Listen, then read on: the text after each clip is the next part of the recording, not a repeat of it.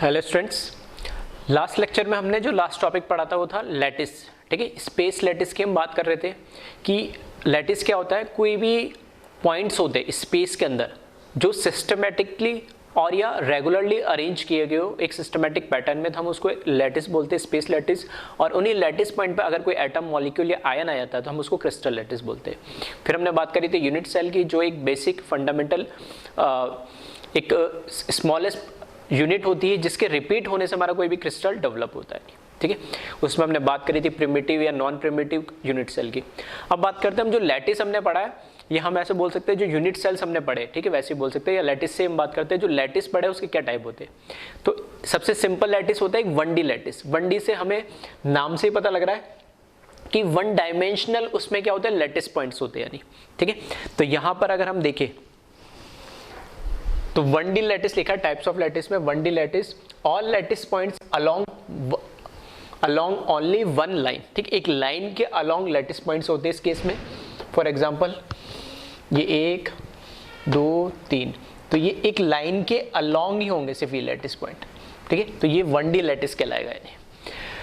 Only one parameter required. ठीक है, अगर हमें 1D लैटिस को समझना है तो सिर्फ हमें एक पैरामीटर की रिक्वायरमेंट होगी। ठीक है, और वो एक पैरामीटर क्या होगा, इन दोनों के बीच में जो डिस्टेंस है, यानी कोई से भी दो कॉन्जिक्यूटिव देख लो, ये जो डिस्टेंस है, ठीक है, फॉर एग्जांपल मैंने ये ए डिस्टेंस मान लिया, तो ये भी ए डिस्टेंस होगा। ए डिस्टेंस मतलब रेगुलर पैटर्न में अरेंज होना चाहिए, सिस्टमेटिक पैटर्न में, तो ए डिस्टेंस में अरेंज है। मतलब अगर मुझे 1D लैटिस को डिफाइन करना है तो मुझे कोई भी दो कॉन्जिक्यूटिव लैटिस पॉइंट के बीच का डिस्टेंस पता होना चाहिए।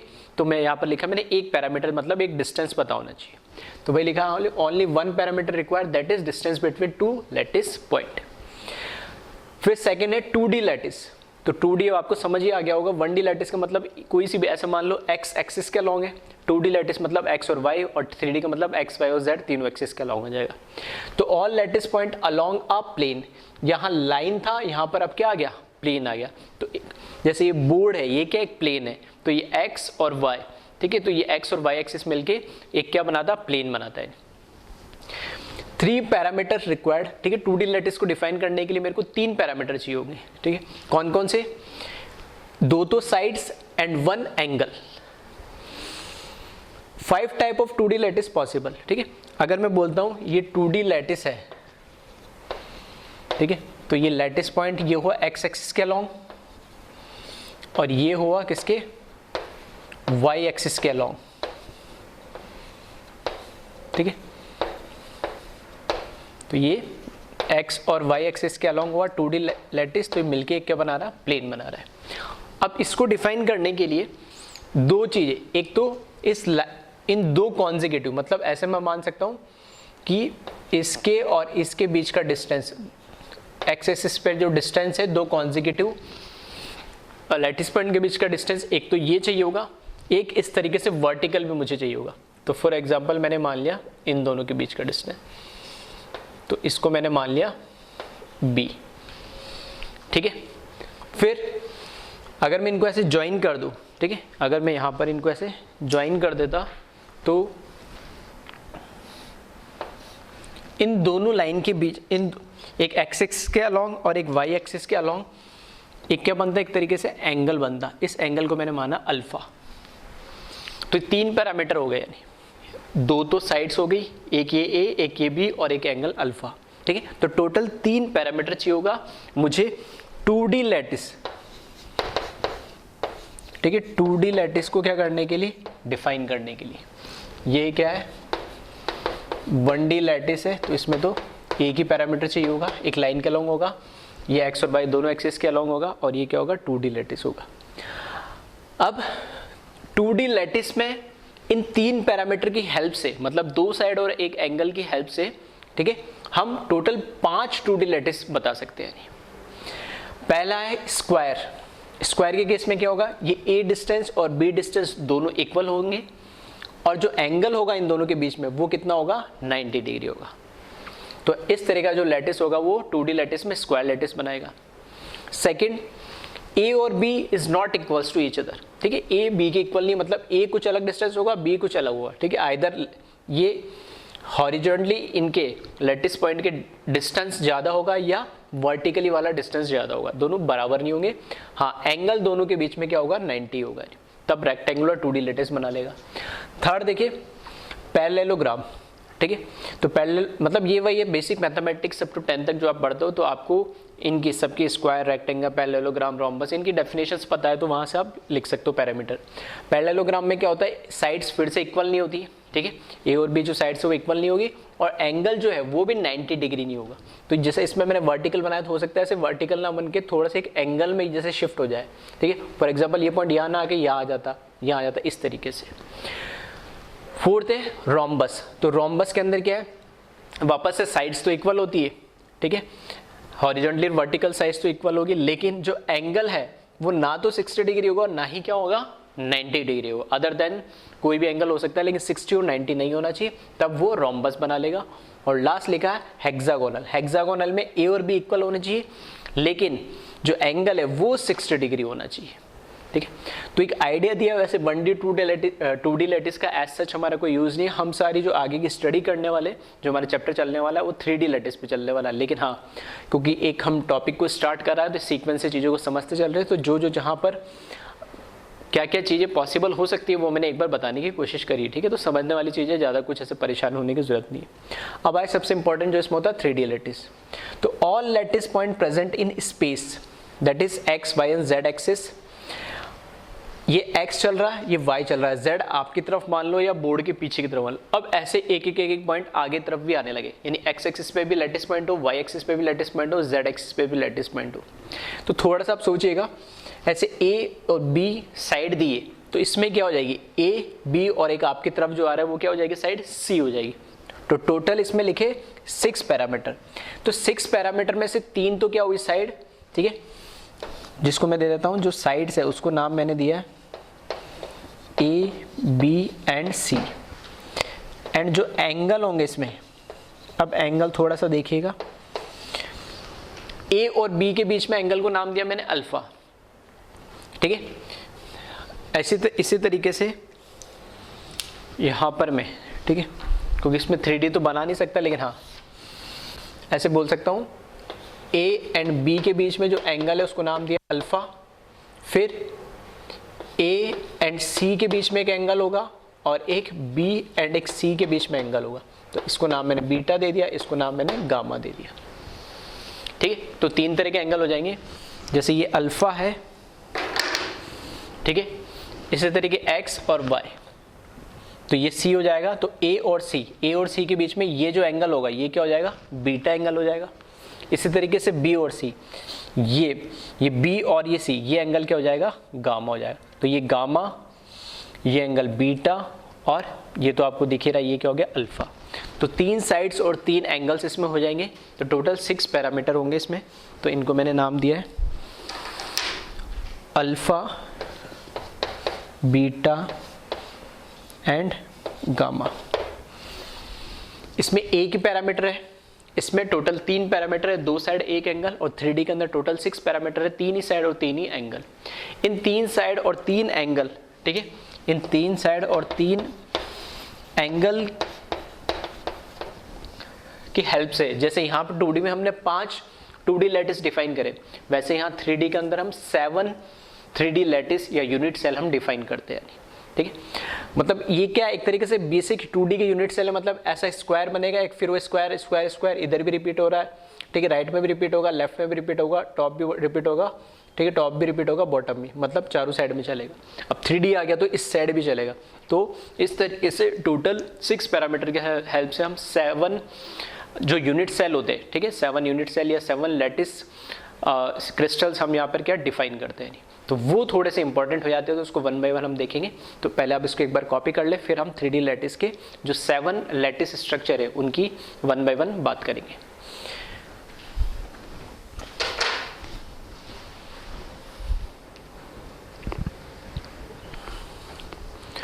अब हम बात करते हैं जो 3D लैटिस हमने पढ़ा है, तो हमने उसमें देखा है कि 3 तो साइड्स और 3 ही एंगल्स उसमें चाहिए, टोटल 6 पैरामीटर चाहिए।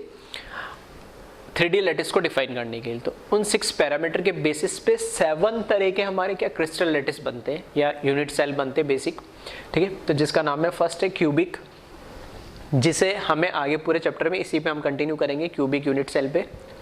फिर tetragonal, orthorhombic, monoclinic, hexagonal, rhombohedral और, ठीक है, रोम्बोहेड्रल और ट्राइगोनल भी बोला जाता है ना। फिर एक लास्ट ट्राइक्लिनिक। अब इनके बेसिस पे, ठीक है, पहले तो आपको ये नाम सारे याद होने चाहिए।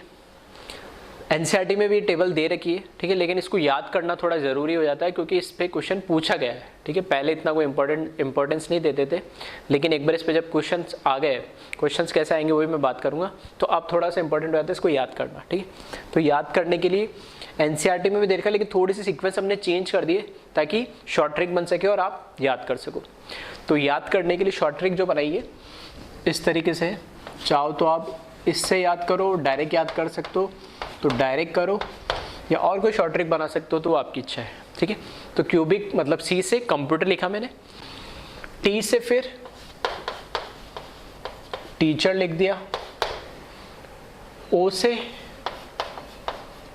ऑफिस, एम से में, ठीक है, एच से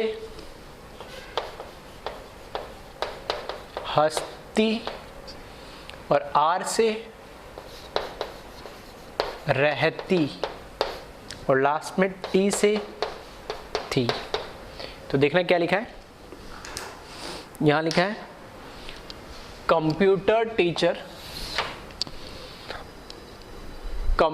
टीचर ऑफिस में हंसती रहती थी, ठीक है। तो शॉर्ट ट्रिक है, तो कई बच्चे बोलते हैं सर कंप्यूटर क्यों, केमिस्ट्री टीचर, जो आपका मन करे लिख ले, ठीक है, कोई दिक्कत नहीं है। हाँ कंडीशन ये देने की बस आपको याद हो, ठीक। तो उसी में जिनके फर्स्ट अल्फ़ाबेट है वहीं से लिखे, सी से कंप्यूटर, ठीक है, टी से टीचर, तो टी से ध्यान रखना ट्राइक्लिनिक भी है और टेट्रागोनल भी है। तो टेट्रा में आर आता है तो टीचर, ठीक है, इस तरीके से थोड़ा ध्यान रखना। ऑर्थोरोपिक एक ही है, ओ से ऑफिस में, एम से एक ही है, मोनोक्लिनिक में, हेक्सागोनल से, एच से हस्ती, और यहाँ पे रोम्बोहेड्रल और ट्राइगोनल, ठीक है। देखने में तो ऐसा लगता है कि सर 3 टी है, लेकिन यहाँ पे रोम्बोहेड्रल भी लिखा है, रोम्बोहेड्रल को ट्राइगोनल भी बोलते हैं, वो एक अलग बात है। तो यहाँ आर से लिखा है रहती और ट्राइक्लिनिक मतलब थी। तो इस तरीके से आपको ये 7 बेसिक जो यूनिट सेल है वो तो ये नाम याद रखने। अब क्या इसमें ध्यान रखना होता है, जो इनके बीच में रिलेशन है, कि हमें पता है 3 डिस्टेंस है ए बी सी, उसी तरीके से 3 एंगल है अल्फा बीटा और गामा, ठीक है। तो उनके बीच में क्या रिलेशन है हर एक यूनिट सेल के लिए, वो हमें ध्यान रखना होता है। फॉर एग्जांपल जो क्यूबिक है, ठीक है, तो क्यूबिक के अंदर क्या है, जो तीनों साइड्स है ना, इस तरीके से ध्यान रखना, क्यूबिक के अंदर जो तीनों साइड्स है वो ए बी के इक्वल होता है, बी सी के इक्वल होता है, मतलब तीनों साइड्स एक दूसरे की क्या होगी, इक्वल होगी, यानी किसमें, क्यूबिक के अंदर। फिर जब टेट्रागोनल में आओगे तो ध्यान रखना A equals to B but B is not equals to C.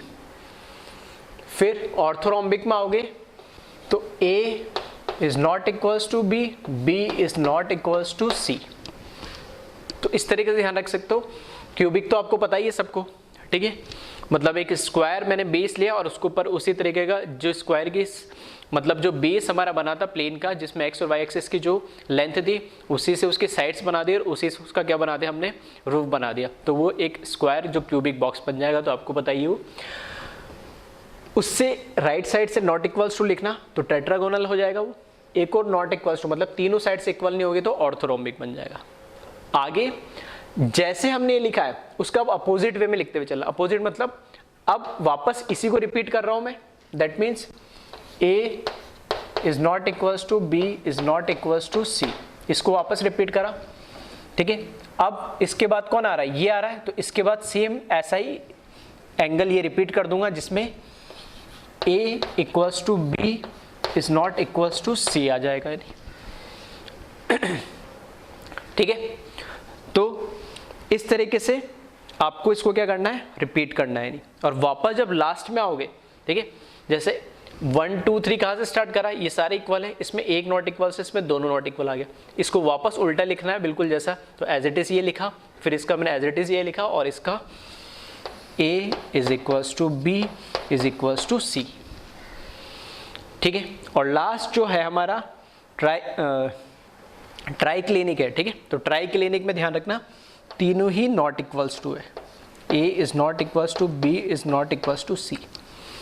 तो क्वेश्चन 4 ऑप्शन दे देगा, कोई भी 4 नाम दे देगा और पूछेगा, इस तरह के 4 ऑप्शन दे देगा कौन किसको मैच करता है, तो इस तरह के क्वेश्चंस बन सकते हैं। यानी या ये दे देगा कि A is not equals to B is not equals to C, तो मल्टीपल में क्वेश्चन क्या बन जाएगा, ये किसके लिए होता है, मोनोक्लिनिक के लिए भी होता है, ऑर्थोरोम्बिक के लिए भी होता है, और किसके लिए होता है, ट्राई क्लिनिक के लिए भी होता है।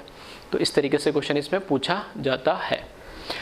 फिर ये तो हुआ साइड्स के बारे में, ठीक है। वापस समझाता हूँ, तीनों इक्वल्स, फिर एक राइट साइड से नॉट इक्वल, ये फिर दोनों नॉट इक्वल, फिर जैसे ये लिखा उसको अपोजिट, तो इसकी जैसे ये लिख दिया, ठीक है, फिर इसकी जैसे ये लिख दिया और इसकी जैसे वापस ये लिख दिया, ठीक है, मतलब रिवर्स जा रहे हैं हम।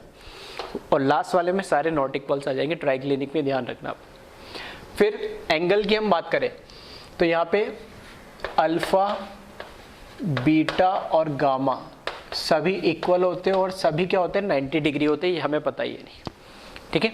अल्फा, बीटा और गामा तीनों ही 90 डिग्री होंगे और इसमें कोई दिक्कत नहीं है। इसमें भी सेम यही रहेगा, अल्फा, बीटा, गामा इक्वल होंगे और ये भी 90 डिग्री। थर्ड में भी यही होगा, अल्फा, बीटा और गामा और तीनों 90 डिग्री, तो इसमें तो कोई लोड ही नहीं आ रहा है, नहीं, ठीक है। सबसे लास्ट वाले पे आ रहा हूँ पहले मैं। सबसे लास्ट वाले में ट्राई क्लिनिक जो है, अल्फा, बीटा, गामा और 90, बिल्कुल इसके जैसे लिखा जैसे ये 3 लिखे यानी, ठीक है। तो बस इसमें अब डिफरेंस क्या है, लिखा तो बिल्कुल वैसा ही है, लेकिन बस सब जगह मैं क्या कर दे रहा हूँ, नॉट इक्वल्स लगा रहा हूँ। मतलब तीनों साइड्स भी इक्वल नहीं होती है और तीनों एंगल्स में कोई सा भी एक एंगल 90 डिग्री भी नहीं होना चाहिए। क्लियर है? इससे ऊपर आ जाओ, यहाँ पर भी लिख रहा हूँ मैं, alpha is equals to beta is equals to gamma is equals to 90 degree. इस केस में क्या है, या अल्फा, बीटा और गामा तीनों इक्वल्स तो होते हैं, लेकिन तीनों में से तीनों इक्वल भी होंगे लेकिन कोई 90 डिग्री का नहीं होगा, तो वो क्या बना लेगा, रोम्बोहेड्रल या ट्राइगोनल बना लेगा यानी, ठीक है। अब जो इसमें ये मोनोक्लिनिक और हेक्सागोनल है, ठीक है, मोनोक्लिनिक और हेक्सागोनल, इसमें ध्यान रखना है। इसमें क्या होगा, alpha is equals to gamma तो होता है, ठीक है, और वो कितना होता है, 90 डिग्री। बट जो इसमें बीटा होता है वो नॉट इक्वल्स टू 90 डिग्री होता है, ये ध्यान रखना। अल्फा, बीटा, गामा 90 डिग्री आ रहा है, तो इसमें अल्फा, गामा तो होता है लेकिन बीटा 90 डिग्री नहीं होता। अब बीटा का मतलब क्या है, ध्यान रखना, अल्फा, बीटा और गामा जैसे हमने बताया तो वो साइड्स के एंगल है यानी, तो बीटा इसमें 90 डिग्री नहीं होगा, बाकी अल्फा और गामा हो जाएगा। और इसी तरीके से हेक्सागोनल में आओगे तो अल्फा और बीटा इसमें 90 डिग्री होगा, जैसे अल्फा गामा वैसे अल्फा बीटा होगा, और या गामा जो होगा वो 120 डिग्री होता है, ठीक है। Alpha, beta 90 degree and gamma कितना होगा, 120 डिग्री। तो इस तरीके से आप साइड्स को और एंगल्स को ध्यान रख सकते हो थोड़ा, ठीक है। अब एक जितना सिंप्लीफाई हो सकता है तो मैं बताने की कोशिश कर रहा हूँ, और फिर भी किसी को लगता है कि नहीं कोई और दूसरी ट्रिक है या मैं और कैसे याद कर सकता हूँ, तो वो आपकी चॉइस है। लास्ट ऑप्शन, लास्ट कॉलम जो दे रखा है वो है number of Brevis lattice. Brevis lattice का मतलब क्या है, देखो जो हम यूनिट सेल पढ़ने वाले, ठीक है, उसमें हमने पढ़ा था कैसे, प्रिमिटिव और नॉन प्रिमिटिव। तो प्रिमिटिव और नॉन प्रिमिटिव के अंदर, ठीक है, 4 टाइप के सेल होते हैं, यूनिट सेल होते, हमने पढ़ा था सिंपल, ठीक है, फिर सिंपल या जिसको प्रिमिटिव बोलते हैं, और फिर हमने पढ़ा था नॉन प्रिमिटिव में बॉडी सेंटर, फेस सेंटर और एंड सेंटर, ठीक है। तो ये 4 टाइप की जो यूनिट सेल्स है, तो उन 4 टाइप की यूनिट सेल में से कौन कौन सा क्रिस्टल लैटिस कौन कौन सा यूनिट सेल बना सकता है, हो सकता है एक ही बने और हो सकता है एक से ज्यादा बने, ठीक है। तो वही हमें इसमें देखना है कि कौन कौन से, उन्हीं को हम क्या बोलते हैं, ब्रेविस लैटिस बोलते हैं। तो यहाँ पे ध्यान रखना, इस तरीके से लेकर आओ, ठीक है। उनका मीनिंग क्या मैं नीचे लिख दूंगा, ये है एस एस एस, ठीक है, सब जगह मैंने लिख दिया पहले तो एस। एस का मतलब है सिंपल या प्रिमिटिव, ठीक है, नीचे मैं फुल फॉर्म लिख दूंगा। एस का मतलब है सिंपल या प्रिमिटिव। फिर लिख रहा हूं बी, यहां पर भी बी और यहां पर भी, तीन ही में लिख रहा हूं बी, फर्स्ट सेकंड और थर्ड में। बी का मतलब क्या है, नॉन प्रिमिटिव हमने कौन सा पढ़ा था पहला, बॉडी सेंटर, ठीक है, तो ये बॉडी सेंटर यूनिट सेल है फर्स्ट वाले से, ठीक है। फिर उसके बाद हमने पढ़ा था फेस सेंटर, तो एफ, एस तो सब में आएगा, सिंपल प्रिमिटिव तो सब में आता है। बॉडी सेंटर फर्स्ट सेकंड और थर्ड में ही आएगा। फेस सेंटर फर्स्ट में आएगा और थर्ड में आएगा। और एक और पढ़ा था हमने एंड सेंटर, तो एंड सेंटर जहां से फेस सेंटर हमने लिखा है लास्ट में, उसी पे एंड सेंटर आएगा और उसके नेक्स्ट वाले में एंड सेंटर में आएगा, ठीक है। तो ये ब्रेविस लेटिस कहलाते हैं। ये काउंट करोगे तो टोटल 14 होंगे। देखना यहां पर ये कितने टोटल 3 है, यहां पे 2 है, यहां पे 4 है, यहां पे 2 है, 1 1 1, तो 3 और 2 5, 5 और 4 9, 2 11, 30 11 12 13 और 14, ठीक है। तो total 14 number of Bravais lattice होते हैं। मतलब क्रिस्टल लेटिस तो ये होता है। अब इस क्रिस्टल लेटिस में भी कौन कौन सा बना सकता है, तो सिंपल भी बन सकता है। सिंपल का मतलब क्या है कि ये तो बता रहा है एक तरीके से शेप, मतलब क्यूब होगा यानी। अब क्यूब में कहाँ कहाँ एटम प्रेजेंट होगा वो ये बताता है यानी। सिंपल में क्या होगा, कॉर्नर्स पे एटम होंगे सिर्फ उसके, ठीक है। बॉडी सेंटर पे क्या होगा, कॉर्नर प्लस उसके बॉडी सेंटर पे होगा। फेस सेंटर में क्या होगा, कॉर्नर प्लस उसके फेस सेंटर पे होंगे सारे। और एंड सेंटर पे मतलब कॉर्नर प्लस एक कोई से भी अपोजिट फेस सेंटर पे, ठीक है। तो ये तो बताता है स्ट्रक्चर कैसा होगा, ठीक है, यूनिट सेल का शेप कैसा होगा। और ये जो ब्रेविस लेटिस है ये हमें बताता है कि उस जो शेप है यूनिट सेल का शेप है उसमें एटम कहाँ कहाँ प्रेजेंट होंगे। तो टोटल 14 टाइप के ये ब्रेविस लेटिस बनते, टोटल काउंट करेंगे। अब इसमें जो इसका मीनिंग है, ठीक है, वो मैं लिख देता हूँ यहाँ पर।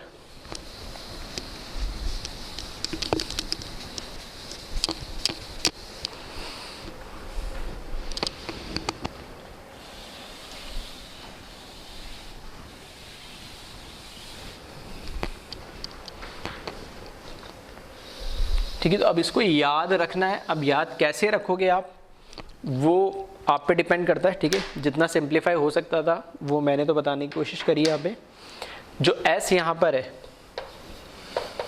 ये बता रहा है सिंपल क्यूबिक। इनको अभी डिटेल में 1 बाय 1 और पढ़ेंगे दोबारा हम, ठीक है, सब हर चीज़ पढ़ेंगे इनको। एस बी जो बॉडी सेंटर ना, तो एक बार बस आइडिया दिया। ये बी है, ये बॉडी सेंटर, ठीक है। और इसमें जो एफ है ये फेस सेंटर है। एंड ई ए ये है एंड सेंटर,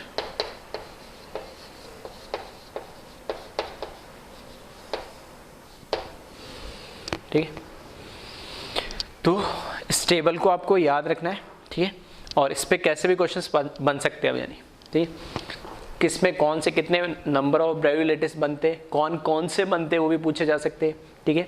एंगल्स के 4 ऑप्शन दे देंगे, पूछेंगे कौन सा है, ठीक है। कभी इसमें रियल एग्जांपल्स भी पूछ सकते कुछ, जैसे मैच बॉक्स है, ठीक है। कई बार ऐसा कई क्वेश्चंस में आपको मिल जाएगा। मैच बॉक्स है मतलब उसकी जो तीनों साइड्स होती है मैच बॉक्स की, ठीक है, माचिस की, वो तीनों साइड्स क्या होती है, अलग अलग लेंथ की होती है, लेकिन एंगल सारे कितने होते हैं, 90 डिग्री के। तो ऐसा ढूंढो, इसमें तीनों साइड अलग है, तीनों साइड अलग है, तीनों साइड अलग है, सारे एंगल 90 है, इसमें 90 नहीं है, इसमें 90 नहीं है सारे। तो ये कौन सा हो जाएगा, ऑर्थोरोम्बिक बोलते हैं, जिसमें तीनों लेंथ अलग अलग होगी लेकिन सारे एंगल कितने होते हैं, 90 डिग्री। इस तरीके के आपको क्वेश्चंस इसमें देखने को मिल जाएगी, ठीक है। तो इसको कॉपी करें, फिर हम आगे बढ़ते हैं।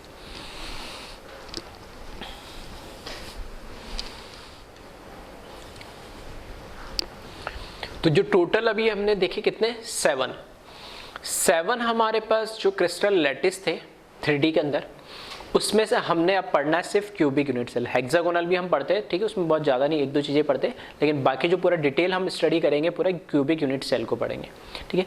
तो इसमें हर एक छोटी छोटी चीज़ को अब हम देखेंगे, ठीक है। तो जैसे कल मैंने बताया था कि एक क्यूब के अंदर, ठीक है, सबसे पहले तो जिस भी रूम में बैठे हो, ठीक है, उसको एज ए क्यूब कंसिडर करो।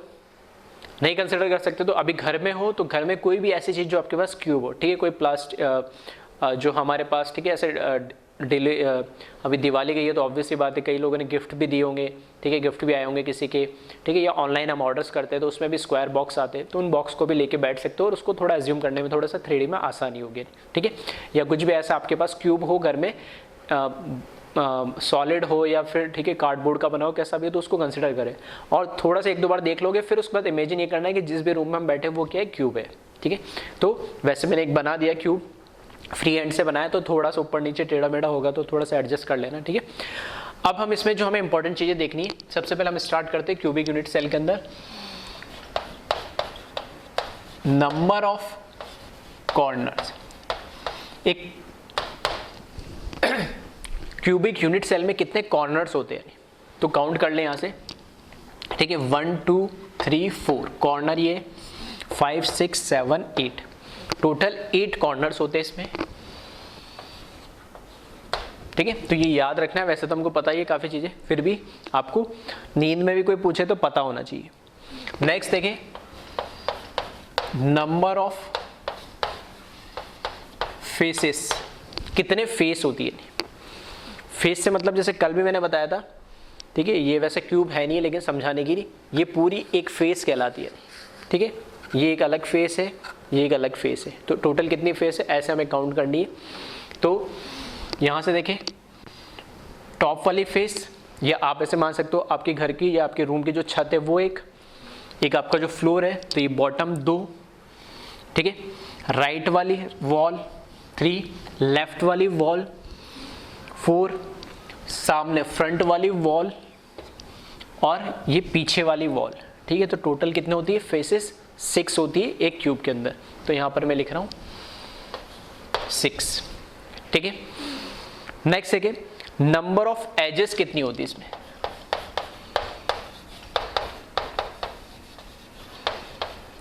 नंबर ऑफ एजेस है कितने किनार हम जिसको बोलते हैं हिंदी में, तो एजेस काउंट कर ले। यहाँ देखिए 1 2 3 4, 4 एज तो टॉप वाली जो हमारी, ठीक है, टॉप फेस है उसमें 4 फेस तो ये हो गई, सॉरी एजेस ये हो गई 1 2 3 4। फिर यहाँ लेफ्ट से स्टार्ट कर रहा हूँ, ये तो काउंट हो गई 5 6 7, ठीक है। फिर ये काउंट हो गई 8 9 10, ठीक है। फिर 11 ये काउंट हो चुकी है और ये 12, या और सिंपल वे में तो अपोजिट वाली काउंट कर लो, इन्हें 12 एजेस होती है, जैसे 1 2 3 4, ठीक है। फिर 5 6 7 8 9 10 11 12, कैसे भी कर लो इन्हें, ठीक है। तो याद रखना आपको नंबर ऑफ एजेस कितनी होती है इसमें, 12 होती है, क्लियर है। फिर देखिए number of face centre, number of face centre. देखो फेस सेंटर का मतलब क्या है, जो भी फेस है हमारे पास, ये पूरी एक फेस है, ठीक है। इस फेस का जो सेंटर होगा उसको हम क्या बोलेंगे, फेस सेंटर। ये फेस एक है और इसका सेंटर भी एक होगा, तो ऑब्वियस सी बात है, लॉजिकल, ये पूरी एक फेस है तो इसका यहाँ पे कहीं सेंटर होगा, ये पूरी एक फेस है तो यहाँ पे कोई एक सेंटर होगा। तो टोटल नंबर ऑफ फेसेस कितने हैं हमारे पास, 6, तो फेस सेंटर भी टोटल कितने हो जाएंगे, ठीक है, 6 हो जाएंगे। तो यहाँ पर लिख रहा हूँ नंबर ऑफ फेस सेंटर कितने होंगे हमारे पास, 6। उसी तरीके से नंबर ऑफ एज सेंटर, ठीक है, नंबर ऑफ एज सेंटर, तो एजेस, जैसे ये पूरी ये एक एज है तो इसका जो सेंटर होगा उसको क्या बोलेंगे, एज सेंटर, ठीक है। तो 12 एजेस है तो एज सेंटर भी कितने हो जाएंगे, 12, क्लियर है। फिर आ जाओ नंबर ऑफ बॉडी सेंटर,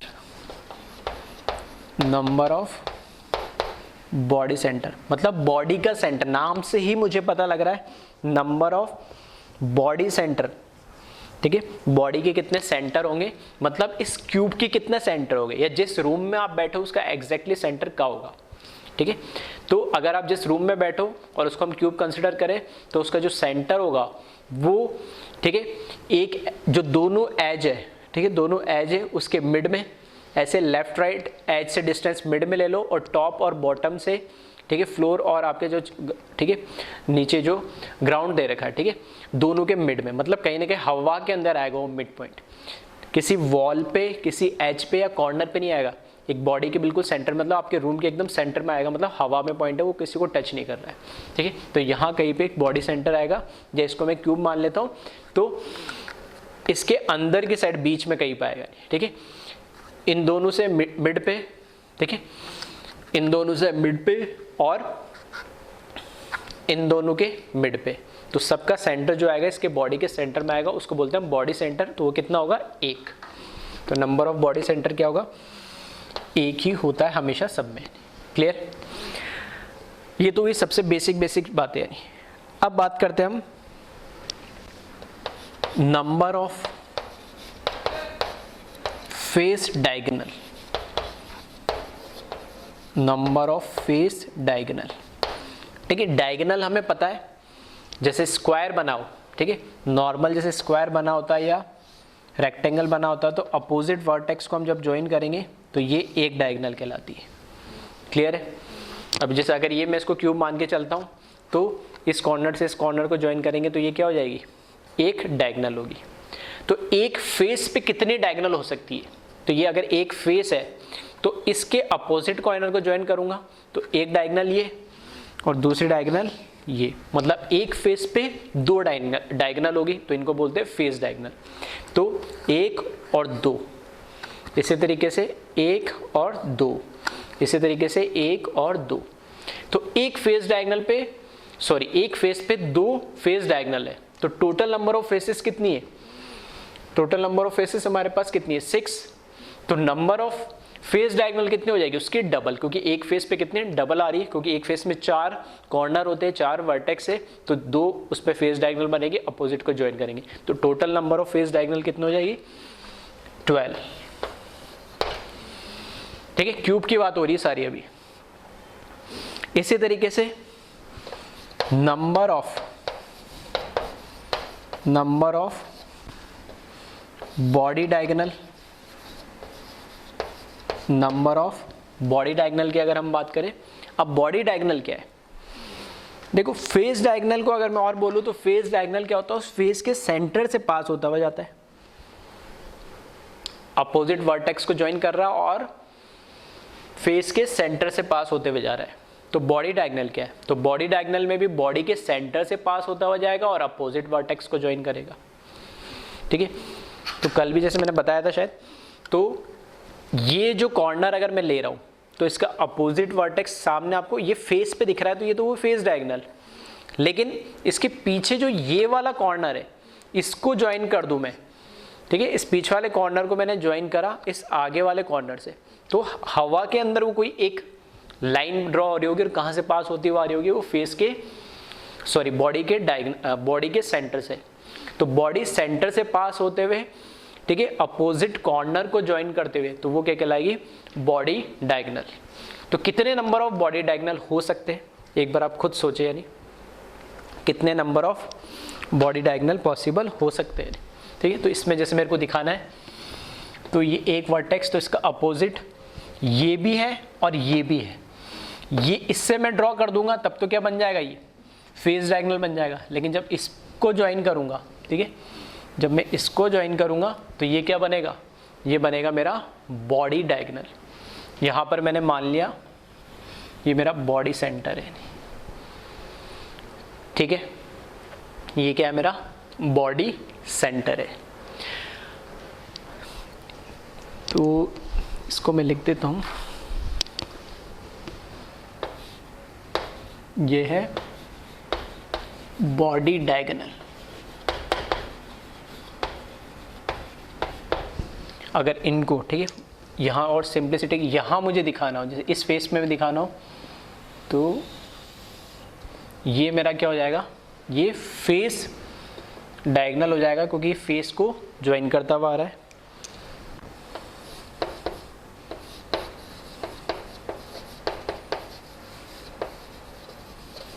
ठीक है, बाकी कॉर्नर्स आपको पता है, ये एजेस आपको पता है, और ये पूरी क्या कहलाती है, फेस कहलाती है। ठीक है, चलो मैं एक बार लिख देता हूँ फिर भी सारी चीज़ें, क्योंकि फर्स्ट टाइम मैं बता रहा हूँ तो वैसे आपको पता है, लेकिन मेरा काम है बताना, तो एक बार मैं बता देता हूँ। इसको मैं बोलूँगा कॉर्नर।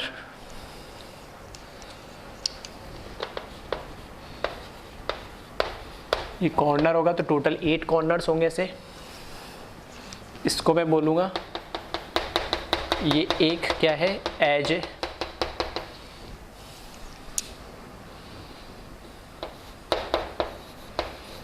ठीक है, ये एक एज है। और इसी तरीके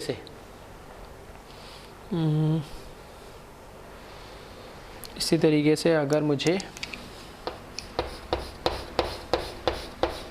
ये एक क्या कहलाएगी इसमें, ये एक फेस कहलाएगी इसमें। ठीक है, तो कॉर्नर मार्क कर दिया, फेस मार्क कर दिया, एज मार्क कर दी। ठीक है, फेस सेंटर, तो ये होगा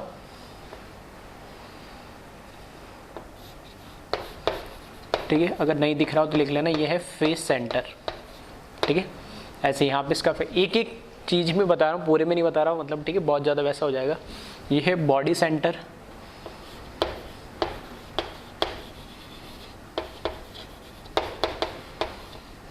ठीक है, ये बॉडी सेंटर है, फेस सेंटर है, बाकी आ गया। बॉडी डायगोनल बना दिया मैंने, फेस डायगोनल बना दिया। क्लियर है? ठीक है, अब ये देखिए नंबर ऑफ बॉडी डायगोनल कितने होंगे। हाँ, एक चीज़ और स्पेशली, देखिए वैसे मैंने बोला नहीं था, वैसे फर्स्ट लेक्चर में मैं जनरली बोल देता हूँ। इस चैप्टर के लिए स्पेशली है ना, अगर कई लोग बच्चे यूज़ कर रहे थे अभी तक दूसरे में तो भी ठीक है, नहीं कर रहे तो भी ठीक है, लेकिन अब स्पेशली इस चैप्टर में एटलीस्ट 3 से 4 कलर के पेन आप यूज़ करिएगा, क्योंकि इसमें आप एक मोनोटोनिक पेन से यानी ब्लू कलर से या ब्लैक कलर से पूरा लिखोगे तो बाद में जब आप इसको, ठीक है, मैं पढ़ा रहा हूँ तब तो आपको समझ में आएगा, उसमें कोई दिक्कत नहीं आएगी, आपको भी समझ में आएगा। लेकिन जब आप 1 महीने 2 महीने बाद या जब बाद एग्जाम टाइम में आप जब रिवाइज करेंगे तब आपको पता नहीं चलेगा इस डायग्राम में क्या क्या चीज़ कैसे है। यानी तो कलर का, ठीक है, कलर्ड पेन या कलर्ड पेंसिल आप बिल्कुल यूज़ करें इसके अंदर चीज़ों को मार्क करने के लिए। अदरवाइज क्योंकि हम 3D चीज़ें पढ़ने वाले 2D प्लेन के ऊपर या पेपर के ऊपर, यानी ठीक है, 2D बोर्ड है मेरे पास, आपके पास 2D पेपर है, उस पर आपको ड्रॉ करना है। मैं भी यहाँ 2D पे ड्रॉ करूँगा, समझा 3D में दूंगा, मैं मॉडल्स वगैरह स्ट्रक्चर बता दूंगा, लेकिन आपको लास्ट में जब रिवाइज करोगे तब इतना बार बार इतने लेक्चर्स को सुनना पॉसिबल नहीं हो पाता। इसलिए कलर्ड पेन या कलर्ड, ठीक है, पेंसिल का यूज़ करें ताकि चीज़ों को डिस्टिंग्विश कर पाए और रिवीजन के टाइम में आपको दिक्कत ना हो। ठीक है, तो नंबर ऑफ बॉडी डायगोनल कितने होंगे वो एक बार आप सोच लें और बताएं मुझे, total number of body diagonal. ठीक है, तो ठीक है, तो जिन लोगों ने सोच लिए बहुत ठीक है, एक बार हम देख लेते। ये कॉर्नर, इसका आगे वाला कॉर्नर इसके पीछे वाले कॉर्नर से ज्वाइन करेगा एक बॉडी डायगोनल, इसका आगे वाला कॉर्नर इसके पीछे वाले कॉर्नर से ज्वाइन होगा तो वो भी एक बॉडी डायगोनल, बॉडी सेंटर से पास हो जाएगा। कितने हो गए? 2। इसी तरीके से अपोजिट वर्टेक्स ये है, तो एक इसका आगे वाला कॉर्नर और इसका पीछे वाला कॉर्नर, 3 बॉडी डायगोनल, इसका आगे वाला कॉर्नर और इसके पीछे वाला कॉर्नर 4 बॉडी डायगोनल। तो टोटल 4 बॉडी डायगोनल होते और टोटल कितने? 12 फेस डायगोनल होते हैं। ठीक है, तो टोटल आपको पता होना चाहिए कहाँ होता है, कैसे होता है, वो भी मैं आपको समझाने की कोशिश कर रहा हूँ साथ के साथ। तो टोटल जो बॉडी डायगोनल होते हैं वो कितने होते हैं? 4 होते हैं। चाहो तो इसमें लिख लेना, it passes through face centre और इट पासिस थ्रू, ठीक है, body centre and joining two opposite vertex. Clear है? अब इसमें हम आगे देखते हैं। जो 2 चीजें, एक तो फेस कॉर्नर वॉर्नर, इसमें तो कोई दिक्कत नहीं है, लेकिन जो फेस डायगोनल और बॉडी डायगोनल है, ठीक है, इनकी डायमेंशन की थोड़ी सी हम बात कर लेते हैं। ठीक है, क्या होगी, क्या वैल्यू होगी इसकी। तो पहले मैं बात कर रहा हूँ फेस डायगोनल की। देखो फेस जो डायगोनल है इसमें देखने में दिक्कत हो रही तो वहां से बता दूंगा, फिर भी एक बार यहाँ देख ले, क्योंकि ये क्यूब है तो सारी लेंथ बराबर है। ठीक है, यहाँ देखने से आपको पता नहीं लग रहा, ठीक है, लेकिन अगर मैं बोल रहा हूँ ये ए लेंथ है तो ये भी ए लेंथ है और ये भी ए लेंथ है, ये भी ए लेंथ है, ए लेंथ है, ए लेंथ है, ये सारी सेम लेंथ है, तभी ये क्या बनेगा, क्यूब बनेगा यानी। ठीक है, तो सारी लेंथ इसमें बराबर है, ये आप ध्यान रखना, पहले हमने मेंशन कर दिया क्योंकि ये क्या है, क्यूब है।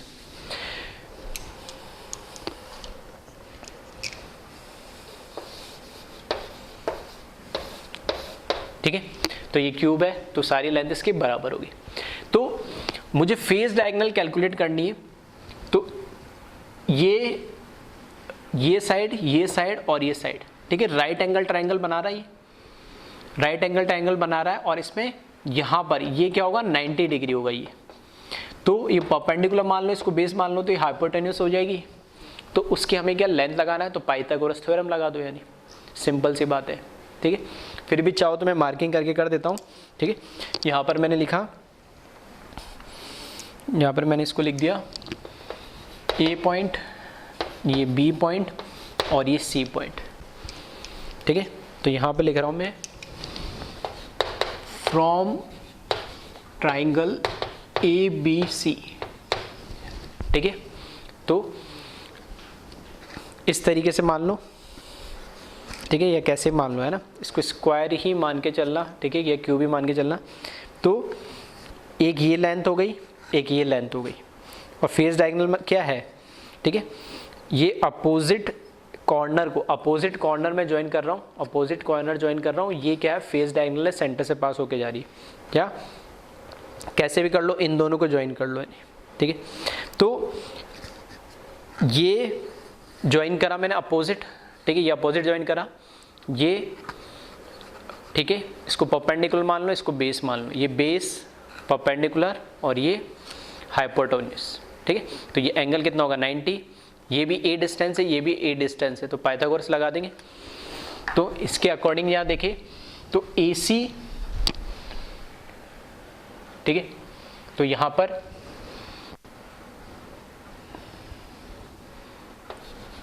AC स्क्वायर प्लस क्या दे रखा, BC square which must be equals to AB square. ठीक है, पाइथागोरस लगा दिया।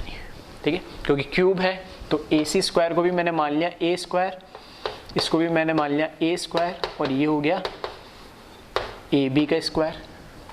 ठीक है, तो ये कितना हो जाएगा, 2A स्क्वायर AB स्क्वायर, और AB की वैल्यू कितनी हो जाएगी, AB की वैल्यू हो जाएगी √2A। ठीक है, √2A। ये क्या है, हमारा बॉडी डायगोनल है। ठीक है, तो बॉडी डायगोनल किसी भी फेस की होगी, यही डिस्टेंस होगा, क्योंकि सारी क्या है, एज लेंथ तो क्या सेम ही है। तो ये है हमारी बॉडी डायगोनल। तो ये छोटा सा डेरिवेशन था, वो तो मैंने बता दिया, लेकिन आपको डायरेक्ट याद रखना है, बॉडी डायगोनल जब भी पूछे वो क्या होती है, √2A होती है। A मतलब यहाँ पे क्या है, एज लेंथ ऑफ क्यूब। इसी तरीके से अगर मैं बात कर, सॉरी फेस डायगोनल है ना, मैंने बॉडी डायगोनल लिख दिया, ये क्या होगा, लेंथ ऑफ फेस डायगोनल है ये।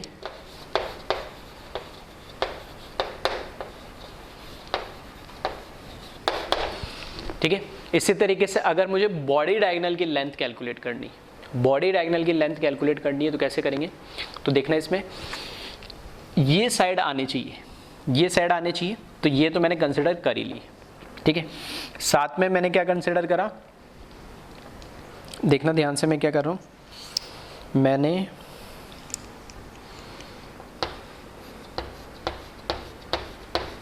इसको ज्वाइन कर दिया। ठीक है, ये हुई बॉडी डायगोनल, और ये देखना ये कॉर्नर एक, और ये इसका अपोजिट कॉर्नर है, और कहाँ आ रहा है, इसी फेस के अंदर आ रहा है, तो ये क्या हो गया, फेस डायगोनल होगी। और ये क्या है, एक नॉर्मल एज लेंथ है ऑफ क्यूब। तो फिर से अगर मैं इसको मार्किंग कर दूँ, ठीक है, ये B तो पहले ऑलरेडी से मार्क है, तो इसको मैंने D मार्क कर दिया, और इसको E मार्क कर दिया। ठीक है, तो फ्रॉम ट्राइंगल BDE, ठीक है, तो BD में ये DE तो क्या हो गई, एच की लेंथ हुई, और BE क्या हुई, ये मेरा फेस डायगोनल हुआ, और यहाँ से बी डी क्या हुआ, बॉडी डायगोनल हुआ है, ठीक है। थोड़ा सा आई थिंक अज्यूम कर पा रहे होंगे, मतलब इसमें मैंने क्या करा, ये वाला कॉर्नर को पीछे वाले कॉर्नर से ज्वाइन करा, ये तो हुआ मेरा बॉडी डायगोनल, ठीक है। इस बॉडी डायगोनल में, ठीक है, ये तो हुआ मेरा क्या, आगे वाला कॉर्नर और पीछे वाला कॉर्नर हुआ बॉडी डायगोनल। इसको मेरे को कैलकुलेट करना है, इसको कैलकुलेट करना है तो एक तो मेरे को क्या लेना पड़ेगा इसमें इस वाले कॉर्नर, पीछे वाला कॉर्नर, मतलब पीछे वाला कॉर्नर और ये इधर ऊपर वाला कॉर्नर, ये सामने, इन दोनों को मैंने क्या करा, ज्वाइन करा, तो ये हो गया फेस डायगोनल। तो एक बॉडी डायगोनल आगे वाले कॉर्नर से इसका पीछे वाला कॉर्नर, इसका पीछे वाला कॉर्नर या इस फेस के अपोजिट से आया, तो ये तो हुआ फेस डायगोनल, ठीक है। और इन दोनों को मैंने क्या करा, ज्वाइन कर दिया। तो ये क्या बनाएगा, वापस से बना क्या रहा है, राइट एंगल ट्राइंगल ही बना रहा है। इस राइट एंगल ट्राइंगल में, ठीक है, इस राइट एंगल ट्राइंगल के अंदर, ठीक है, ये एंगल क्या होगा, 90 डिग्री होगा, ठीक है। ये राइट एंगल ट्राइंगल में ये एंगल क्या होगा, 90 डिग्री होगा, ये वाला, क्योंकि इसमें आपको ऐसे दिख रहा वो फेस पे है, फेस से ऊपर लाइन जा रही, तो यहाँ से यू ट्राइंगल ड्रॉ करोगे, ठीक है, इस तरीके टेढ़ा ट्राइंगल है ये, ठीक है, लेकिन है तो क्या बेस पे ये तो 90 डिग्री है। तो यहाँ से इसमें देखें, फ्रॉम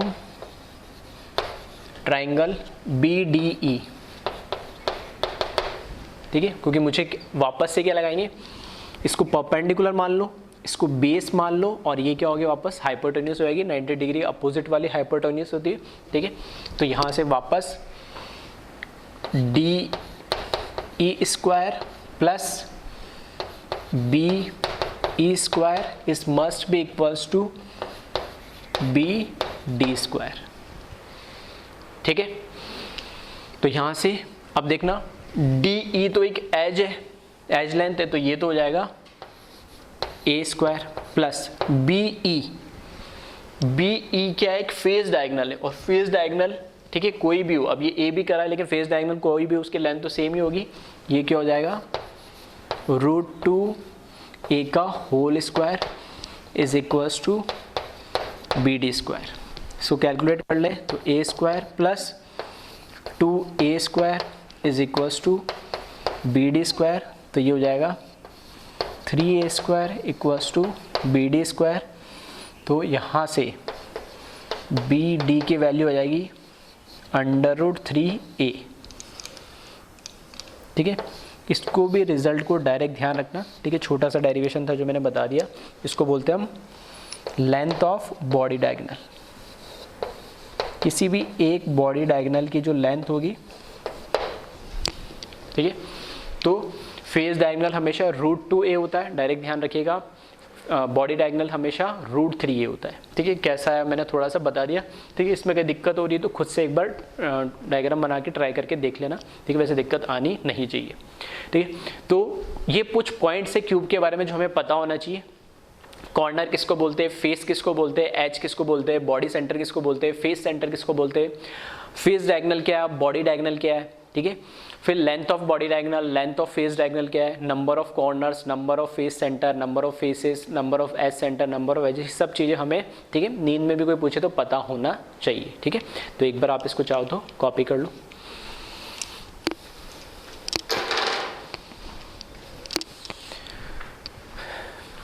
अब बात करते हैं हम, अभी तक हमने ये बात करी कि जो यूनिट सेल होता है उसमें कौन कौन सी क्या लोकेशन होती है, कौन कौन सी साइड्स होती है, एज होती है, क्या लेंथ होती है, उनके बारे में।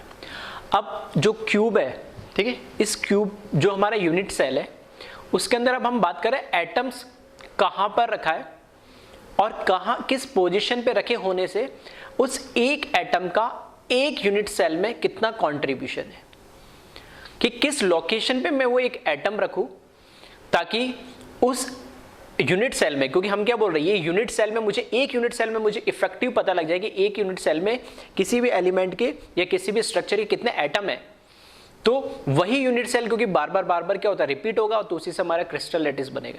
तो हमें बस एक यूनिट सेल के बारे में पढ़ना है, तो यूनिट सेल के बारे में हमें क्यूब पढ़ना है, ठीक है, क्रिस्टल लैटिस तो हो गया क्यूबिक। अब उसमें ये देखना है कि लोकेशंस, एटम कहाँ कहाँ पर है, कॉर्नर पे है, फेस सेंटर पे है, बॉडी सेंटर पे, एज सेंटर पे, कहाँ पर है, ठीक है, उसके अकॉर्डिंग, ठीक है। तो स्टार्ट करते हैं फर्स्ट पोजिशन हम, तो यही लिखा मैंने, contribution of atom in one unit cell. First लिखा है लोकेशन ऑफ एटम। तो एटम की लोकेशन क्या है, तो मैंने पहले लोकेशन लिखी कॉर्नर पे। अगर क्यूब के कॉर्नर पे एटम रखा हुआ है, ठीक है, फॉर एग्जांपल, और जो भी ध्यान रखना एटम हम ले रहे या कोई भी जो भी मॉलिक्यूल हम लेंगे वो हमेशा स्फेरिकल मान के चलेंगे, ठीक है, सर्कुलर नहीं स्फेरिकल लेके चलेंगे, क्योंकि हम किस में स्पेस के अंदर बात कर रहे हैं, 3D की बात कर रहे हैं। तो मैंने मान के चला कि ये जो मेरे पास एटम है, स्फेरिकल एटम है, ये इस कॉर्नर पे रखा हुआ है। अब कॉर्नर पे रखा है तो यहां पर तो मुझे क्या दिख रहा है, यहां पर तो मुझे कैसे दिख रहा है, ये 2D के अंदर दिख रहा है। तो 3D के अंदर कैसे दिखेगा, तो थोड़ा सा उसको भी हम देखेंगे। तो पहली बात तो अगर मैंने इस एटम को इस कॉर्नर पे रखा हुआ है, ठीक है, इस एटम को इस कॉर्नर पे रखा हुआ है, तो कितना पार्ट इस यूनिट सेल के अंदर इसका आएगा, ठीक है। तो इसको कैसे समझे, तो उसके लिए इस तरीके से आप ध्यान रखना कि मैं ये बोल रहा हूं, पहले मैंने क्या बोला है, number of unit cell share one atom. जिस भी लोकेशन पे मैंने क्या करा है, अपना एटम रखा है, उस एटम को कितने number of unit cell share कर रहे हैं। मतलब एक ही एटम मल्टीपल शेयर्स में मल्टीपल क्या यूनिट सेल्स में आ रहा है, तो वो मुझे पता होना चाहिए। तो इसको समझने के लिए थोड़ा सा सिंप्लिसिटी के लिए मैंने मान लिया कि ये मेरा क्या है, यूनिट सेल है, क्यूबिक मान के चलना, ठीक है, ये मेरा यूनिट सेल है। ये कॉर्नर से इसके यहाँ आपके साइड दिख रहे 4 कॉर्नर, ठीक है, यहाँ दिख रहे मुझे क्या 4 कॉर्नर। तो फॉर एग्जांपल मैंने कोई से भी एक कॉर्नर की बात कर ले, इस ऊपर वाले कॉर्नर की मैं बात कर रहा हूँ। अब जो भी क्रिस्टल लैटिस है उसमें ये एक यूनिट सेल है, ऐसे मल्टीपल यूनिट सेल होंगे जो लेफ्ट साइड में भी बढ़ रहे होंगे, आगे भी बढ़ रहे होंगे, पीछे भी बढ़ रहे होंगे, इस साइड भी बढ़ रहे होंगे, टॉप में भी बढ़ रहे होंगे, और ठीक है बॉटम में भी बढ़ रहे होंगे यूनिट सेल्स, ठीक है। तो फॉर एग्जांपल मैंने मान लिया एक यूनिट सेल इसके राइट में लगा दिया इसे, ठीक है, एक यूनिट सेल मैंने लगा दिया इसके टॉप में लगा दिया, ठीक है, और एक यूनिट सेल इसके क्या करा, पैरेलल लगा दिया। पैरेलल मतलब इस तरीके से। तो टोटल कितने हो गए, या इसको मैं ऊपर है ना नीचे लगा देता हूँ, है ना, इस तरीके से टोटल 4 यूनिट सेल हो गए।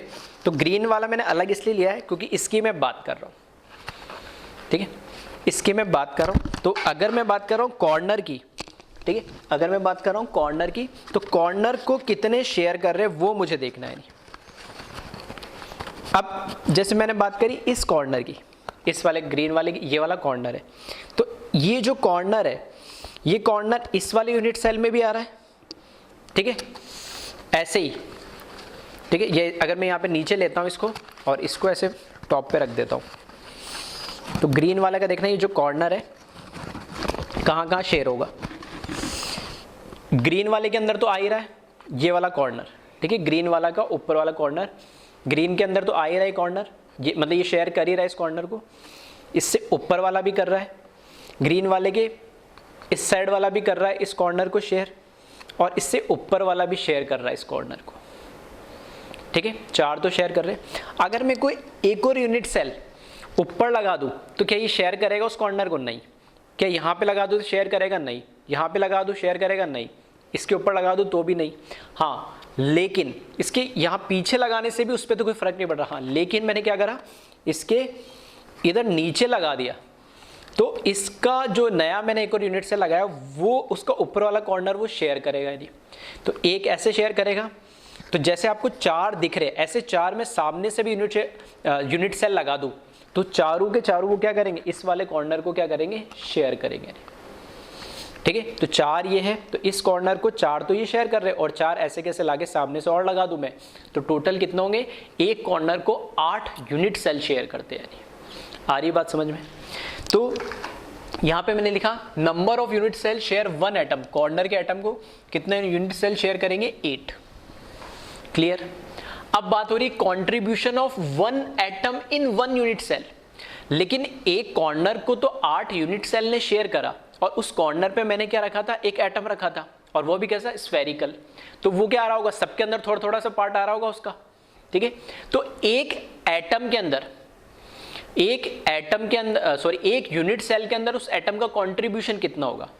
तो ऑब्वियस ही बात है, एक कॉर्नर को 8 यूनिट सेल शेयर कर रहे हैं, तो उस कॉर्नर पे रखे हुए उस एटम को, या एक ऐसे भी बोल सकता हूं, एक एटम को 8 यूनिट सेल शेयर कर रहे हैं तो एक यूनिट सेल में कितना पार्ट आएगा, उसका 1/8 पार्ट आएगा। यानी कैसे 1/8 पार्ट आएगा, ठीक है। तो समझने के काफ़ी तरीके, जैसा आपको इजी लगे। जैसे ये है कॉर्नर, यहाँ पे मैंने स्फेरिकल बॉल रखी, ठीक है, इसके सेंटर पे आएगी वो। तो मैं क्या करूँ, पहले बात तो क्या करा मैंने, जैसे 4 ये है, 4 ऐसे इसके सामने होंगे, तो मैंने उनको क्या करा, ऐसे हाफ में कट कर दिया। जैसे ही मैंने इसको हाफ में कट करूँगा वो 4 अलग हो गए, ये 4 अलग हो गए। हाफ में कट करने का मतलब है यहाँ पे जो सेंटर में वो स्फेरिकल मेरा एटम रखा था वो भी हाफ में कट हो जाएगा, ठीक है। तो ऐसे मैं बोल सकता हूँ, वो मेरे पास पहले ऐसे स्फेरिकल था, स्फेरिकल से मैंने क्या करा, इसको हाफ में कट कर दिया। ये 4 के अंदर हाफ पार्ट आएगा। अब हाफ में कट करने के बाद, ठीक है, फिर मैंने यहां से भी इसको कट कर दिया, ठीक है, इस साइड से कट करा तो ये अलग हो गया, तो ये वाला पोर्शन भी इसका क्या हो जाएगा, निकल जाएगा। तो इस तरीके से ये बचेगा मुझे, ठीक है। उसके बाद आप क्या करो, इसको ये वाला पोर्शन, क्योंकि इसमें अब इसका कितना 1/4 पार्ट बचा है, नहीं, उस 1/4 पार्ट को भी आप ऐसे कट कर दो, ठीक है, सामने से कट कर दो, तो इसमें कितना पार्ट बचेगा वो हमें देखना है। तो ऐसे आप चाहो तो कट करके भी देख सकते हो, ये आप, ठीक है। तो इसका एक और कट करोगे तो ये इतना सा पार्ट बचेगा।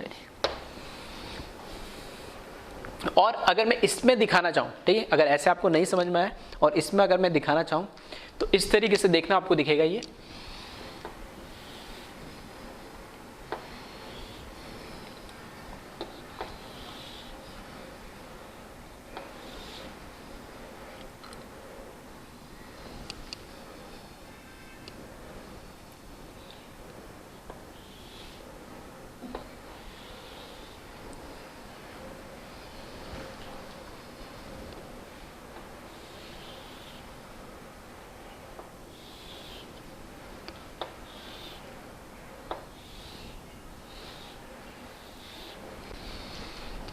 ठीक है, अब दिख ही नहीं रहा होगा अभी, तो अब देखना, थोड़ा सा आपको विजुलाइज होगा ये।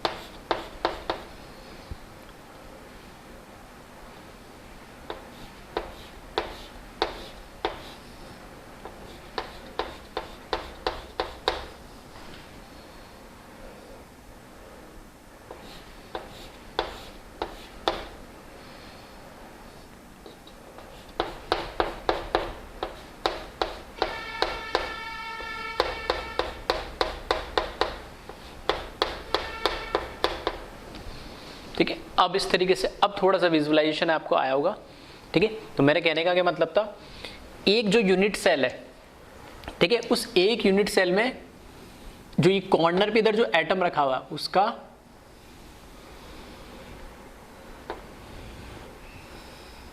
ये वाला पोर्शन आपको क्या करेगा,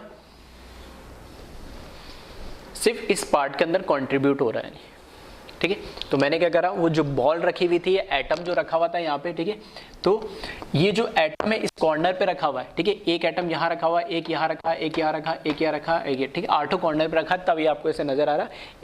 एक पे जब रखेंगे, एक कॉर्नर पे जब ये रखेंगे, तो पहले मैंने क्या करा, ऐसे इसका हाफ कट कर दिया, ठीक है, मतलब या तो ऐसे कर दो, हाफ कट कर दिया, 4 अलग कर दिए तो इधर से कट हो जाएगा। फिर मैंने इधर से कट करा तो इधर वाले 2 अलग हो गए, ठीक है, तो सिर्फ इसके ऊपर और नीचे वाला बचेगा ये, और एक इसके ऊपर कट करेंगे तो मतलब ये इतना सा पोर्शन, ठीक है, ये इतना सा पोर्शन एक यूनिट सेल के अंदर आएगा, और वो पोर्शन कौन सा, 1/8 पोर्शन है यानी, ठीक है। तो अगर मैं बोलूँ कि कितना कॉन्ट्रीब्यूशन ऑफ, देखो ये तो मैंने विजुअलाइजेशन के थ्रू, ठीक है, 2-3 तरीके से बताने की कोशिश करी, लेकिन हम लॉजिकली भी सोच सकते हैं कि एक कॉर्नर या एक एटम को 8 जने शेयर कर रहे, स्फेरिकल है, ठीक है, कॉर्नर सब सारी यूनिट सेल की डायमेंशन भी सेम है, और उस कॉर्नर पे रखे हुए स्फेरिकल भी चारों तरफ से स्फेरिकल है तो वो भी सेम होगा, रेडियस भी, तो उसको 8 जने बांटेंगे तो 1/8 पार्ट ही तो आएगा एक के अंदर, ऑब्वियस सी बात है लॉजिकली। तो एक यूनिट सेल, ठीक है, नंबर ऑफ यूनिट सेल, एक एटम को कितने यूनिट सेल शेयर कर रहे हैं, 8, तो एक यूनिट सेल में उस एक एटम का कंट्रीब्यूशन कितना होगा, 1/8 होगा यानी, ठीक है। तो ये चीज आपको ध्यान रखनी है कि contribution of one atom in one unit cell, अगर एक कॉर्नर पे रखा हुआ है, एक कॉर्नर की बात हो रही है, एक कॉर्नर पे रखा हुआ है तो कितना होगा, 1/8 होगा यानी। नेक्स्ट देखिए इसके अंदर सेकंड, अगर लोकेशन, ये तो हुई किसकी, कॉर्नर की बात। सेकंड लोकेशन हम देखते हैं फेस सेंटर की।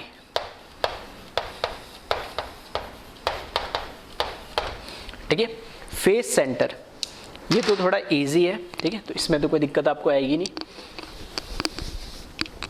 फेस सेंटर में क्या है, अगर मैंने 4 ऐसे रख भी दिए जैसे पहले रखे थे, ठीक है, चलो इसके नीचे भी मैंने लगा दिया।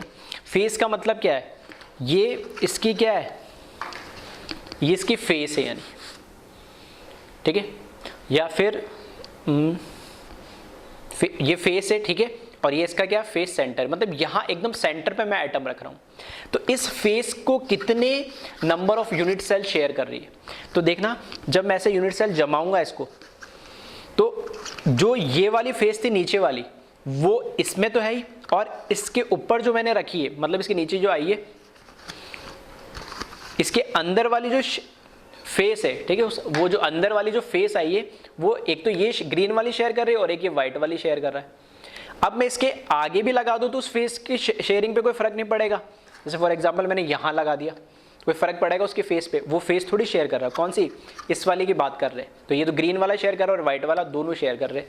ये नहीं शेयर कर पाएगा, ये नहीं कर पाएगा, इधर भी, इधर लगा दूंगा तो भी नहीं फर्क पड़ेगा, इधर लगा दूंगा तो भी फर्क नहीं पड़ेगा, ऊपर लगा दूंगा तो भी फर्क नहीं पड़ेगा, ये तो अलग फेस आ गई, इधर भी फर्क नहीं पड़ेगा, इधर भी फर्क नहीं पड़ेगा, पीछे लगा दूंगा तो भी फर्क नहीं पड़ेगा। तो अल्टीमेटली जो ये फेस है, इसको जिस फेस से लगेगा, ये मतलब जिस यूनिट सेल से लगेगा, सिर्फ वही फेस करेगा। अब ये सिर्फ इसकी बात नहीं हुई, कोई से भी फेस को देख लेना। अगर मैं इस फेस की बात करूं तो अगर मैंने यहां पर एक यूनिट सेल लगा दी, ठीक है, तो अब इसको सिर्फ ये वाला यूनिट सेल क्या करेगा, शेयर करेगा, मतलब एट ए टाइम एक फेस को सिर्फ 2 यूनिट सेल शेयर कर पा रहे। इसके अलावा कहीं पे भी लगा दो फर्क नहीं पड़ रहा है। या मैंने इधर लगा दिया, इस वाली फेस की बात करूं, इधर लगा दिया तो ये दोनों शेयर करेंगे। तो कोई से भी फेस हो, एक फेस को कितने यूनिट सेल शेयर कर सकती है, 2। तो यहां पर बात होगी number of unit cell share one atom, वो कितनी हो जाएगी, 2। मतलब वहां पे जो एटम रखा हुआ होगा सेंटर पे, उसको कितने यूनिट सेल शेयर करेंगे, 2 शेयर कर रहे, तो ऑब्वियसली बात है उन दोनों के अंदर कंट्रीब्यूशन कितना होगा, 1/2, हाफ हाफ आ जाएगा। मतलब ये एटम, जो ग्रीन वाला एटम है, वो इसके सेंटर पे यहाँ रखा हुआ होता, ठीक है, सेंटर पे यहाँ रखा होता, तो आधा कहाँ आ जाता, इसके अंदर जा रहा होता, और आधा किसके अंदर आ रहा होता, इसके अंदर आ रहा होता। तो ये 2 शेयर कर, इस एटम या इस फेस सेंटर को 2 यूनिट सेल शेयर कर रहे, तो एक यूनिट सेल के अंदर इस एटम का कंट्रीब्यूशन कितना होगा, आधा इसमें आएगा और आधा इसमें आएगा, नहीं, ठीक है। नेक्स्ट आ जाओ, फेस सेंटर के बाद आ जाओ एज सेंटर।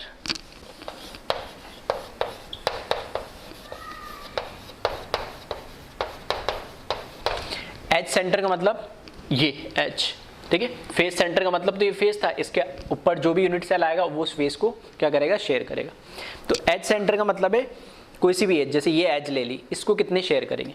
तो बस ये देख लो, यहाँ पर लगा के देख लो सारे से, कितने नंबर ऑफ यूनिट सेल इसके आ सकते हैं शेयर करने के लिए, ठीक है। तो मैंने कौन सी, इस वाली एज, इस अंदर वाली एज की बात करी, ठीक है, ये जो एज है, तो ये वाली जो एज है अंदर वाली, ठीक है, ग्रीन वाली के अंदर वाली, तो इस जो सेंटर में दिख रही है आपको, है ना, इस एज को ग्रीन वाली शेयर कर रहे हैं, एक ये वाली शेयर कर रहे हैं, इसके ऊपर ऐसे 2 मैंने यूनिट सेल और लगा दिए, तो टोटल कितने शेयर कर रहे हैं, अब 4। उसके अलावा अब मैं क्या करूं, यहां पर लगा दूं, यहां पर लगा दूं, यहां पर लगाऊं, यहां पे लगाऊं या ऊपर लगाऊं, उस एज पे कोई फर्क ही नहीं पड़ रहा है, क्योंकि उसको सिर्फ 4 ही शेयर कर पा रहे हैं, ठीक है। तो ये जो एज है, ये 2 और 2 इसके सामने और लगा दी, टोटल कितने हो गए, 4। तो ये 4 के अलावा आप कहीं पे भी यूनिट सेल लगाओ इसके किसी भी डायरेक्शन में, XYZ डायरेक्शन में, उसकी एज की शेयरिंग और किसी के साथ नहीं हो सकती। मतलब एक एज, वो भले इसकी बात करूं या फिर मैं वैसे नहीं करना चाहूँ तो इधर लगा लूँ, ठीक है, इधर लगा लूँ, तो एक, अगर ये वाली एज की बात कर रहा हूँ तो एक इसके ऊपर लगा दिया, ठीक है, और 2 इसके सामने लगा दिया, बस। तो कोई सी भी एज देख लो, एक एज को 4 से ज़्यादा यूनिट सेल शेयर नहीं कर सकती है, ठीक है। तो number of unit cell share one atom वो हो जाएगा 4, और 4 है तो एक में कंट्रीब्यूशन कितना होगा, 1/4 होगा, ठीक है। ये तो अब समझ में आ ही रहा होगा। और लास्ट देखें लोकेशन, बॉडी सेंटर, ठीक है। तो बॉडी सेंटर मतलब क्या है कि जो हमारे पास यूनिट सेल है, ठीक है, जो हमारे पास यूनिट सेल है, तो number of unit cell share one atom, मतलब ये जो एक एटम है इसके बॉडी के अगर मैं सेंटर में डाल दूं, ठीक है, ऑब्वियस ही बात है सेंटर में डालूंगा तो बॉडी के यानी आपके जो भी रूम है, जैसे इसके अंदर मैंने ये डाल दी बॉल, ठीक है, इसके बॉडी के सेंटर में डाल दूंगा तो इसको बॉडी के सेंटर में रहेगी ये अगर, तो इसको सिर्फ अब मैं इसके दाएं बाएं, ठीक है, लेफ्ट राइट, ठीक है, और वो ऐसा मत बोल देना कि सर वो बॉडी मतलब एटम का साइज इतना बड़ा है कि बाहर ही निकल जाए, नहीं, बॉडी के सेंटर में मतलब वो यूनिट सेल इतना बड़ा और वो एटम क्या होता है छोटा होता है, तो बॉडी के सेंटर मतलब उस यूनिट के अंदर ही होगा, ठीक है, साइड से वो बाहर नहीं निकलता है नहीं। तो यहाँ पर क्या है, इधर लगाओ इधर लगाओ इधर लगाओ, उससे कोई फर्क ही नहीं पड़ रहा है नहीं किसी भी, तो उस एक लोकेशन जो इस बॉडी या यूनिट सेल के सेंटर में, जिसको हम बोलते हैं बॉडी सेंटर, वहां पर अगर हमारा एटम प्रेजेंट है, ठीक है, तो वो सिर्फ और सिर्फ एक ही यूनिट सेल उसको शेयर करता है जिसके अंदर वो है, ठीक है, और उसका कंट्रीब्यूशन कितना होगा। अब इसका कोई डिवाइड तो हो नहीं रहा, किसी का शेयर नहीं कर रहा, तो ऑब्वियसली वो डिवाइड भी नहीं होगा, तो कंट्रीब्यूशन भी उसका क्या होगा, पूरा का पूरा वन ही होगा, ठीक है। तो यहां पर अगर हम बात करें number of unit cell share one atom, तो बॉडी सेंटर पे तो एक ही बॉडी सेंटर एक ही होता है और वो एक यूनिट सेल शेयर करती है, और उसका कंट्रीब्यूशन भी क्या होगा, पूरा का पूरा वन होगा, जो कि वो एक यूनिट सेल खुद पूरे के पूरे एटम को क्या करके ऑक्यूपाई करके बैठी है, ठीक है। तो ये ठीक है, थोड़ा सा पहली बार था इसलिए थोड़ा मैंने टाइम लिया, ठीक है, बाकी आप खुद एक बार बैठ के लॉजिकली भी देखना, ठीक है, तो आपको सारी चीजें विजुअलाइज होने लगेगी। यानी आपको अगर ऐसा नहीं है तो आप जिस रूम में बैठे उसका कॉर्नर पकड़ना, ठीक है, जैसे ये स्क्रीन का ये कॉर्नर दिख रहा होगा आपको, तो इस स्क्रीन के पीछे एक रूम मानो, आगे एक रूम मानो, 2 पीछे वाले रूम के उस साइड एक रूम, 3 ये जिस रूम में मैं हूं उसके साइड में एक रूम, 4, ठीक है, 4 हो गए ये एक प्लेन के अंदर, ऐसे ही 4 इसके ऊपर रूम, मतलब जिस रूम में मैं हूं उसके ऊपर रूम, इसके पीछे वाले के ऊपर रूम, इसके इधर वाले के ऊपर रूम और उसके पीछे वाले का ऊपर रूम। तो वो जैसे मैंने चार्ट, ठीक है, बॉक्स यूज करके उसके ऊपर नीचे बताया, वैसे आप ऐसे भी कंसिडर कर सकते हो, ठीक है, कॉर्नर हो, साइड हो या एज के लिए। तो कंट्रीब्यूशन कितना होता है एक बॉडी सेंटर का, एज सेंटर का, फेस सेंटर का या एक कॉर्नर का, ठीक है, वो आपको पता होना चाहिए। इसके बेसिस पे आगे का पूरा चैप्टर चलेगा, इसलिए ये चीज़ें बहुत क्लियर होना जरूरी है। ऐसा नहीं आप, ठीक है, रट लो, लेकिन समझ के चलोगे तो फिर आपको कन्फ्यूजन नहीं होगा, परेशान होने की जरूरत नहीं पड़ेगी, ठीक है, समझने वाली सारी चीज़ें, ठीक है, विजुअलाइजेशन है थोड़ा सा, ठीक है, ये इतना क्लियर हो जाएगा, फिर आगे हमें पढ़ने में, टॉपिक पढ़ने में समझने में दिक्कत नहीं आएगी, ठीक है। तो एक बार इसको कॉपी करें।